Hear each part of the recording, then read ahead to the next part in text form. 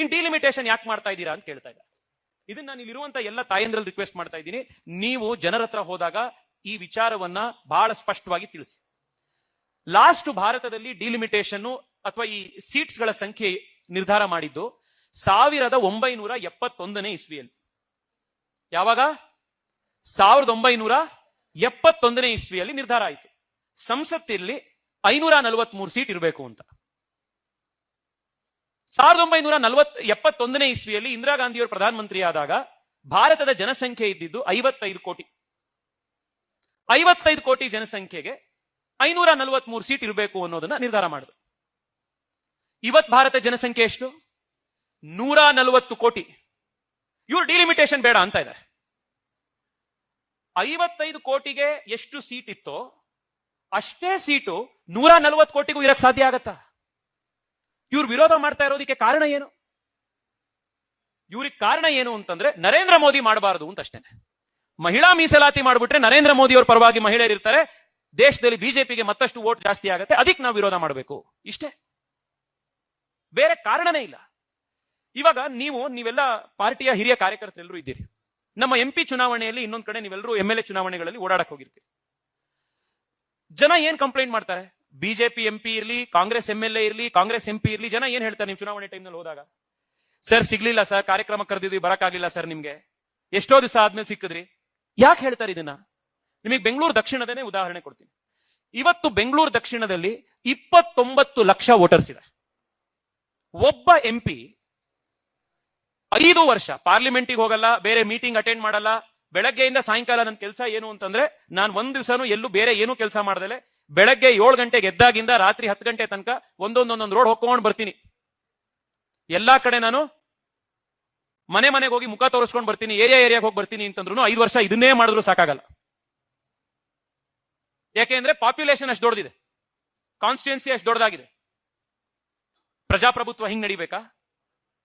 MLA ಕೈಗೆ ಸಿಗಲ್ಲ, MP ಕೈಗೆ ಸಿಗಲ್ಲ ಅಂತ ಜನ ಯಾಕೆ ಕಂಪ್ಲೇಂಟ್ ಮಾಡ್ತಾರೆ ಅಂತಂದ್ರೆ, ಒಬ್ಬ ವ್ಯಕ್ತಿಗೆ ಹ್ಯಾಂಡಲ್ಲೇ ಮಾಡಕ್ಕಾಗದಲ್ಲೇ ಇರುವಷ್ಟು ದೊಡ್ಡ ಜನಸಂಖ್ಯೆ ಇವತ್ತಾಗಿದೆ.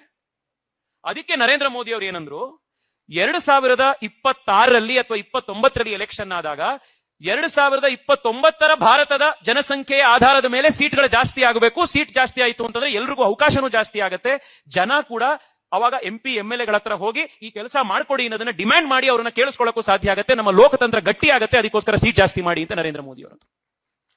ಇವರು ಅದನ್ನು ಕೂಡ ವಿರೋಧ ಮಾಡ್ತಾ ಇದ್ದಾರೆ. ಎಷ್ಟು ಕಾಮನ್ ಸೆನ್ಸ್ ಅಂತ ನಿಮ್ಗೆ ಅನ್ನಿಸ್ತಿಲ್ವಾ ಇದು?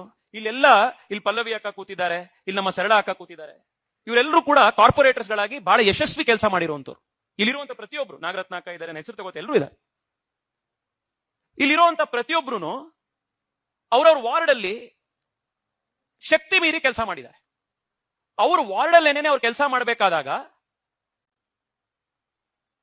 ಇನ್ನೂ ದೊಡ್ಡ ಜನ ಇದಾರಪ್ಪ, ಬಹಳ ದೊಡ್ಡ ವಾರ್ಡ್ ಅಂತ ಅವಾಗಲೇ ಅನುಭವಕ್ಕೆ ಬರ್ತಾ ಇತ್ತು ಕಾರ್ಪೊರೇಟರ್ಗಳಿಗೇನೆ. ಅದಕ್ಕೇನೆ ಕಾಂಗ್ರೆಸ್ನವ್ರು ಏನ್ ಮಾಡಿದ್ರು, ಇಲ್ಲಿ ಒಂದು BBMPನ 5 ಮಾಡಿದ್ರು. BBMPಲಿ 200 ಎಷ್ಟಿದ್ದು ಸರ್? 225 ಇದ್ದಿದ್ದ? 198 ಸೀಟ್ ಇತ್ತು, 198 ವಾರ್ಡ್ ಇತ್ತು BBMPಲಿ. ಇವ್ರೇನ್ ಮಾಡಿದ್ರು, ಅದನ್ನ 5 GBA ಮಾಡಿ, 5 ಕಾರ್ಪೊರೇಷನ್ ಮಾಡಿ, ಟೋಟಲಿ ಇವಾಗ 268 ಮಾಡಿದ್ದಾರೆ. ಇವಾಗ ಅಲ್ಲ 369 ಮಾಡಿದ್ದಾರೆ. ಏನ್ ಕಾರಣ ಕೊಟ್ರು? ಇಲ್ಲ, ಬೆಂಗಳೂರು ಬೆಳೆದಿದೆ, ಬೆಂಗಳೂರು ಜನಸಂಖ್ಯೆ ಜಾಸ್ತಿ ಆಗಿದೆ, ಒಬ್ಬ ಕಾರ್ಪೊರೇಟರಿಗೆ ಅಷ್ಟೊಂದು ಜನಸಂಖ್ಯೆಯನ್ನು ಹ್ಯಾಂಡಲ್ ಮಾಡಕ್ ಆಗ್ತಾ ಇಲ್ಲ, ಅದಕ್ಕೋಸ್ಕರ ನಾವು 25,000ಕ್ಕೆ 20,000ಕ್ಕೆ ಒಂದು ವಾರ್ಡ್ ಮಾಡ್ತಾ ಇದೀವಿ. ಅದಕ್ಕೆ ನಮಗೆ ಒಂದು ಕಾರ್ಪೊರೇಷನ್ ಸಾಕಾಗಲ್ಲ, 5 ಕಾರ್ಪೊರೇಷನ್ ಬೇಕು. 198 ಸೀಟ್ ಸಾಕಾಗಲ್ಲ, ನಮಗೆ 369 ಸೀಟ್ ಬೇಕು. ಅದಕ್ಕೋಸ್ಕರ ನಾವು ಇದನ್ನ ಮಾಡ್ತಿದೀವಿ ಅಂತ ಇವರಿಲ್ಲ ಅಂದ್ರು.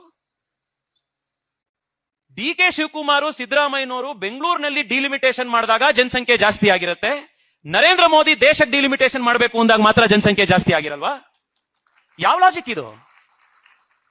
ಇದನ್ನ ಅದರಲ್ಲೂ ನಾನು ವಿಶೇಷವಾಗಿ ಕೇಳ್ತಾ ಇದ್ದೀನಿ, ಇಲ್ಲಿರುವಂತಹ ಪ್ರತಿಯೊಬ್ಬರು ನಮ್ಮ ಮಹಿಳಾ ನಾಯಕರು ಯಾರಿದ್ದಾರೆ, ಇದನ್ನ ಬೆಂಗಳೂರಿನ ಮನೆಗೆ ಇದನ್ನ ತಲುಪಿಸ್ಬೇಕು. ನೀವು ಇವ್ರದ್ದು ಈ ಢೋಂಗಿತನ ನೀವು ತಲುಪಿಸ್ಬೇಕು. ಪಾರ್ಲಿಮೆಂಟ್ ಅಲ್ಲಿ ಡಿಲಿಮಿಟೇಷನ್ ಬೇಡವಂತ ಇವರಿಗೆ. GBL 5 ಒಂದು ಕಾರ್ಪೊರೇಷನ್ ಸಾಕಾಗ್ತಾ ಇಲ್ಲ ಇವರಿಗೆ. BBMP ಇದ್ದಿದ್ದು ಇವ್ರಿಗೆ 5 ಬೇಕಾಯ್ತು.